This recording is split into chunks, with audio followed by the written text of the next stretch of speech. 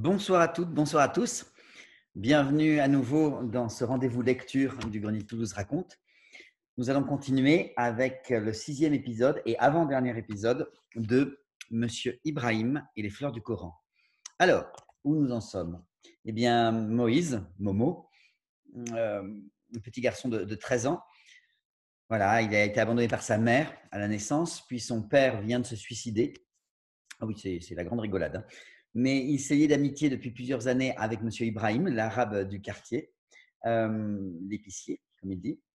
Et puis, il a demandé à Monsieur Ibrahim de l'adopter. Ils ont fait toutes les démarches. Et enfin, Monsieur Ibrahim a réussi à adopter Momo. Et ils décident tous les deux d'acheter une voiture et d'attendre l'été pour partir. Et c'est Momo, évidemment, qui va conduire parce que Monsieur Ibrahim ne sait absolument pas conduire. Allez, on y va. Enfin, l'été est arrivé et nous avons pris la route. Des milliers de kilomètres. Nous traversions toute l'Europe par le sud. Fenêtres ouvertes, nous allions au Moyen-Orient. C'était incroyable de découvrir comme l'univers devenait intéressant sitôt qu'on voyageait avec Monsieur Ibrahim. Comme j'étais crispé sur mon volant et que je me concentrais sur la route, il me décrivait les paysages, le ciel, les nuages, les villages, les habitants, le babil de Monsieur Ibrahim, cette voix fragile comme du papier à cigarette, ce piment d'accent, ces images, ces exclamations, ces étonnements auxquels succédaient les plus diaboliques roublardises. C'est cela pour moi le chemin qui mène de Paris à Istanbul. L'Europe, je ne l'ai pas vue, non, je l'ai entendue. Oh, là, Momo, on est chez les riches. Regarde, il y a des poubelles. Bah, quoi les poubelles?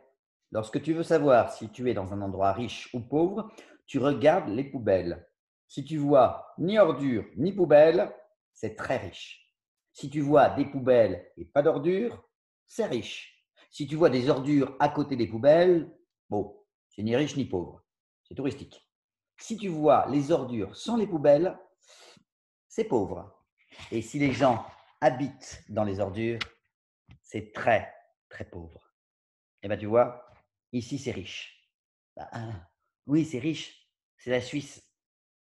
Ah non, non, non, Momo, pas l'autoroute. Pas l'autoroute. Les autoroutes, ça dit passer, il n'y a rien à voir. C'est pour les imbéciles qui veulent aller le plus vite d'un point à un autre. Nous, on ne fait pas de la géométrie. Nous, on voyage, Momo. Trouve-moi de jolis petits chemins qui montrent bien tout ce qu'il y a à voir. Bah, on voit que ce n'est pas vous qui conduisez, monsieur Ibrahim, hein. Écoute, Momo, si tu veux rien voir, tu prends l'avion comme tout le monde. C'est pauvre ici, monsieur Ibrahim. Bah oui, c'est l'Albanie. Et là, arrête l'auto. Arrête l'auto, Momo. Tu sens? Tu sens, ça sent le bonheur. C'est la Grèce. Les gens sont immobiles. Ils prennent le temps de nous regarder passer. Ils respirent. Tu vois, Momo, moi, toute ma vie, j'aurais beaucoup travaillé. Mais j'aurais travaillé lentement, en prenant bien mon temps. Je ne voulais pas faire du chiffre ou voir défiler les clients. Non, non, non. La lenteur, c'est ça le secret du bonheur. Qu'est-ce que tu veux faire plus tard, Momo? Bon, je sais pas, monsieur Ibrahim. Si, je ferais de l'import-export. De l'import-export? Ah, là, j'avais marqué un point. J'avais trouvé le mot magique. Import-export. Monsieur Ibrahim en avait plein la bouche. C'était un mot sérieux et en même temps aventurier. Un mot qui renvoyait au voyage, au bateau, au colis, à de gros chiffres d'affaires. Un mot aussi lourd que les syllabes qu'il faisait rouler. Import-export. Je vous présente mon fils, Momo, qui un jour fera de l'import-export. Nous avions plein de jeux. Il me faisait entrer dans les monuments religieux avec un bandeau sur les yeux pour que je devine la religion à l'odeur. Ah, ici, ça sent le cierge. C'est catholique. Ouais, c'est catholique. Gagné, c'est Saint-Antoine. Là, ça sent l'encens. C'est orthodoxe. C'est vrai, c'est Sainte-Sophie. Et là, oh, bah là, ça sent les pieds. C'est musulman. Non, vraiment, là, ça pue trop fort, hein. Bah, quoi? Mais c'est la mosquée bleue. Un endroit qui sent le corps, c'est pas assez bien pour toi, Momo? Parce que toi, tes pieds, ils ne sentent jamais? Un lieu de prière qui sent l'homme, qui est fait pour les hommes, avec des hommes dedans, ça te dégoûte? Ah, tu as bien des idées de Paris, toi, hein? Moi, ce parfum de chaussette, ça me rassure. Je me dis que je ne vaux pas mieux que mon voisin. Je nous sens, donc je me sens déjà mieux. À partir d'Istanbul, monsieur Ibrahim a moins parlé. Voilà, il était ému. Bientôt, nous rejoindrons la mer d'où je viens. Chaque jour, il voulait que nous roulions encore plus lentement. Il voulait savourer. Bon, il avait peur aussi, hein. Elle est où cette mer dont vous venez, monsieur Ibrahim? Montrez-moi sur la carte. Ah, ne m'embête pas avec tes cartes, Momo, hein. On n'est pas au lycée ici. On s'est arrêté dans un village de montagne. Momo, je suis heureux. Tu es là et je sais ce qu'il y a dans mon Coran. Maintenant, je veux t'emmener danser. Danser, monsieur Ibrahim? Ouais, il faut, absolument. Le cœur de l'homme est comme un oiseau enfermé dans la cage du corps. Et ben, quand tu danses, le cœur, il chante, comme un oiseau qui aspire à se fondre en Dieu. Viens, allons au teke. Au quoi? Ah, drôle de dancing, hein, j'ai dit en passant le seuil. Ah, un teke, c'est pas un dancing, c'est un monastère. Momo, pose tes chaussures. Et c'est là que pour la première fois, j'ai vu des hommes tourner. Des derviches portaient de grandes robes pâles, lourdes, souples. Un tambour retentissait et les moines se transformaient alors en toupies. Tu vois, Momo, ils tournent sur eux-mêmes.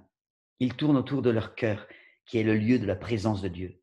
C'est, c'est comme une prière. Vous appelez ça une prière, vous? Mais oui, Momo. Ils perdent tous les repères terrestres. Cette pesanteur qu'on appelle l'équilibre, ils deviennent des torches qui se consument dans un grand feu. Essaye, Momo. Essaye, suis-moi. Et M. Ibrahim et moi, on s'est mis à tourner. Pendant les premiers tours, je me disais, ah, je suis heureux avec M. Ibrahim. Ensuite, je me disais, bah, j'en veux plus à mon père d'être parti. Et à la fin, je pensais même, après tout, ma mère n'avait pas vraiment le choix. Alors, Momo, t'as senti de belles choses? Ah, ouais, c'était incroyable. J'avais la haine qui se vidangeait. Si les tambours ne s'étaient pas arrêtés, j'aurais peut-être traité le cas de ma mère. C'était vachement agréable de prier, monsieur Ibrahim, même si j'aurais préféré prier en gardant mes baskets, hein. Plus le corps devient lourd, plus l'esprit devient léger.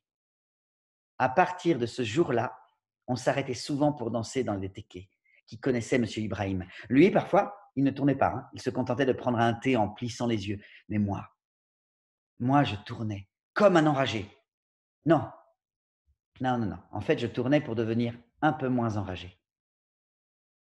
Le soir, sur les places des villages, j'essayais de parler un peu avec les filles. Je faisais un maximum d'efforts. Mais bon, ça ne marchait pas trop fort, hein. Alors que M. Ibrahim, lui qui ne faisait rien, que boire ça s'use, en souriant, avec son air doux et calme, eh ben, au bout d'une heure, il avait toujours plein de monde autour de lui. Tu bouges trop, Momo. Si tu veux avoir des amis, faut pas bouger. Monsieur Ibrahim, est-ce que vous trouvez que je suis beau? Momo, t'es très beau. Non, c'est pas ce que je veux dire. Est-ce que vous croyez que je serais assez beau pour plaire aux filles? Je veux dire sans payer. Dans quelques années, ce seront elles qui paieront pour toi. Ben, pourtant, pour le moment, le marché est plutôt calme, hein. Évidemment, Momo. Mais tu as vu comme tu t'y prends? Tu les fixes en ayant l'air de dire: «Vous avez vu comme je suis beau?» Alors forcément, elles rigolent. Faut que tu les regardes en ayant l'air de dire: «J'ai jamais vu plus belle fille que vous». Pour un homme normal, je veux dire un homme, comme toi et moi, hein, pas un Alain Delon ou un Marlon Brando, non, non. Bah, ta beauté, c'est celle que tu trouves à la femme. Voilà pour cette, avant-dernière partie de Monsieur Ibrahim et les fleurs du Coran. Demain, nous terminerons cette aventure, cette histoire du petit Moïse et de Monsieur Ibrahim. Merci beaucoup de votre écoute, merci pour votre soutien et puis on se dit à demain et d'ici là, portez-vous bien. À très vite.